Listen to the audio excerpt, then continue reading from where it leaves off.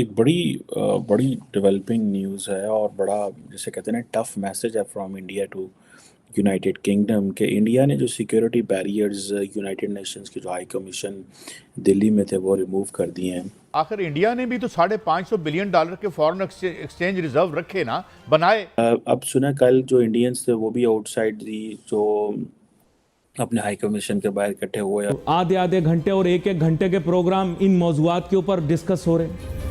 देखिए, अगर मौजू डिस्कस ही करना है तो पाकिस्तान और हिंदुस्तान के दरमियान जो तिजारत और सनत के शोबे के अंदर कोई काम हो सके तो उस पर भी बात करें।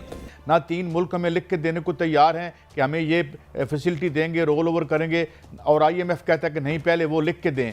अब जारी बात है ये एक जिसे कहते हैं ना बरतानिया के लिए चैलेंज बनता जा रहा है। ब्रिटेन को औकात दिखाने में कोई कसर नहीं छोड़ी गई है।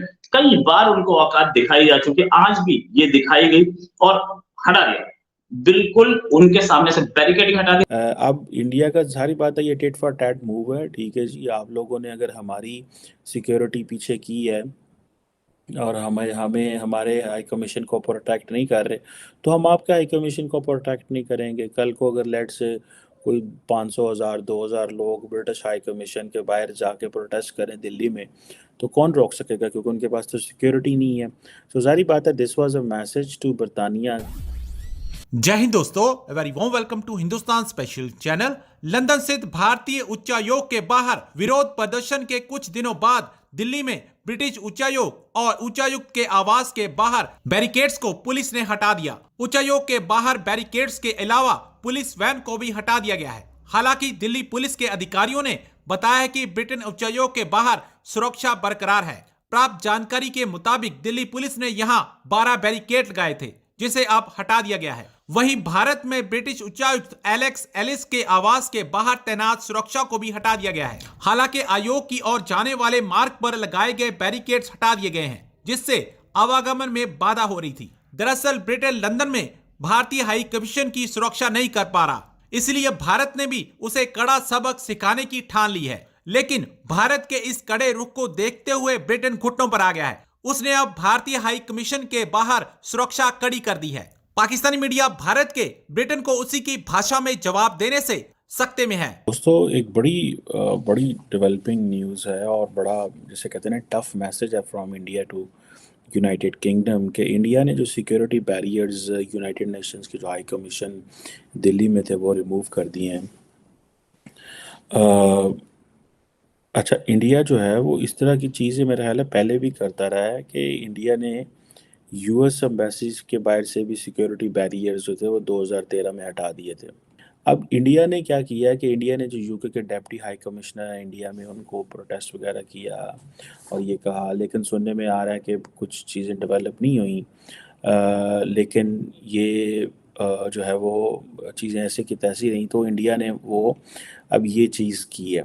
अब सुना कल जो इंडियंस थे वो भी आउटसाइड दी जो अपने हाई कमीशन के बाहर इकट्ठे हुए और अपना जो तिरंगा वगैरह लहराया और सारा किया। और अब ये सुनने में आ रहा है कि जो खालिस्तान वाले हैं वो दोबारा जो है वो करने जा रहे हैं, वो कोई और प्रोटेस्ट करने जा रहे हैं।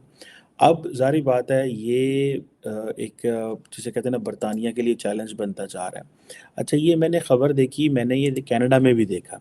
ठीक है जी।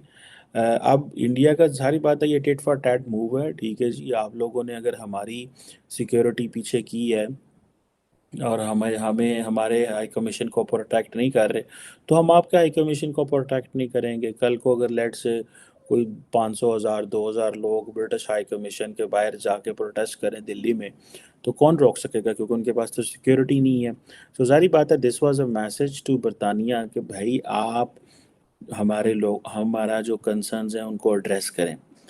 अब इसको बहुत सारे एंगल से देख सकता हूँ। पहला एंगल है ऋषि सोनक एंगल। ऋषि सोनक, अब जारी बात है आपको पता है कि इज़ फर्स्ट हिंदू हैं। वो पाकिस्तान से उनकी फैमिली माइग्रेट की थी, लेकिन पाकिस्तान उनको ऑन नहीं करता क्योंकि वो हिंदू हैं। ये बदकिस्मती है। लेकिन इंडिया उनको ऑन करता है बिकॉज वो हिंदू हैं on the basis of religion, not on the basis of कि वो कहाँ से गए। अब like obviously but primarily he is Britain के प्राइम मिनिस्टर हैं वो। एक तो ये है कि जब बीबीसी की डॉक्यूमेंट्री आई थी तो ऋषि सोनक साहब जो हैं उन्होंने बड़ी ही स्टेप बैक और उन्होंने कहा कि जी जो उस डॉक्यूमेंट्री में है मेरा उससे एग्री करना ज़रूरी नहीं है, भले जो बीबीसी या ब्रिटिश पब्लिक ब्रॉडकास्टर है और लेकिन हम इन चीज़ों में नहीं, मैं नहीं पढ़ना और मैं ऐसा ज़रूरी नहीं है। अब ये चीज़ें जो है ये एक तो ये चीज़ है कि इंडिया को इस चीज़ का पता है कि इस वक्त एक गोरा वहाँ पे प्राइम मिनिस्टर नहीं है, एक हिंदू साउथ एशियन ओरिजिन का बंदा वहाँ प्राइम मिनिस्टर है। So that has made basically बरतानिया वीक, वन थिंग। सेकेंडली जो है वो क्या इंडिया ये अमेरिका के साथ कर सकता है, जैसे मैंने पहले बताया कि इन्होंने एक दफ़ा सिक्योरिटी रिमूव की है, but dealing with the American is obviously difficult and different. दूसरा ये चीज़ है कि इंडिया ये समझता है कि जो डेवलप्ड वर्ल्ड है उसको मैसेजिंग होनी चाहिए, जो मुझे समझ है, और कि that India has changed, this is not an India which you are dealing 20 years back और 30 years बैक। अब ये जो चीज़ें हैं ये इम्पॉर्टेंट है, ठीक है जनाब। और ये मैसेजिंग हो रही है डेवलप्ड वर्ल्ड को कि भाई हमें थोड़ा डिफरेंट लो और हमारे कंसर्न्स को एड्रेस करो, और इस सारी मैसेजिंग से what Prime Minister Modi is doing that he is getting powerful at home back in India कि भाई देखो मैं ये कर दूंगा, मैं इंडिया के प्रोटेस्ट मैं उसको करने के लिए मैं ये कर दूंगा वो कर दूंगा, और वो कहेंगे अब ये this is sort of a nationalism ना, ठीक है जी, sort of a nationalism in India. अच्छा जाहिर बात है वो जो वो क्या नाम है उसका, वो जो इंडिया में भाग रहा है लड़का अमृतपाल जो है, ठीक है, वो अलहदा एक चीज़ चल रही है वहाँ पे विच इज़ ऑब्वियसली वो जो प्रो खालिस्तान लगे हुए हैं, हालांकि Khalistan has no scope and it has no nothing, लेकिन एम गैर ज़रूरी ये चीज़ करना इज़ लाइक, मैं तो पर्टिकुलरली समझता हूँ ये सारी ये जो जो लोग लगे हुए हैं ये बेवकूफ़ी कर रहे हैं, दे आर मेकिंग जस्ट अपने आप टाइम ज़ाया कर रहे हैं, मुल्क का टाइम ज़ाया कर रहे हैं और चीज़ें कर रहे हैं अनफॉर्चुनेटली। अब इंडिया जो है वो मैसेजिंग कर रहा है कि भाई देखो ठीक है जी, अब इंडिया के पास at home prime minister Modi messaging कर रहा है पब्लिक को, इंटरनेशनली भाई there is a Vienna convention है और वियना कन्वेंशन में ऑब्लिगेशंस हैं that you have to protect the diplomats, you have to protect the properties, because जो मुल्क होते हैं वो को अपनी सिक्योरिटी लेके तो नहीं जाते, हर मुल्क अमेरिका तो नहीं जितने जान लगे नाल अपना 500 फौजी भी 300 फौजी 200 फौजी भी लेके या 100 फौजी भी लेके अगर उनको ज़रूरत पड़ती है, खैर वो अपनी सिक्योरिटी का बंदोबस्त करते हैं बिकॉज उनका सिक्योरिटी का दुनिया में क्योंकि उनकी पोलिटिकली एक्सपोज है बहुत ज़्यादा और बहुत सारी वजूहत की वजह।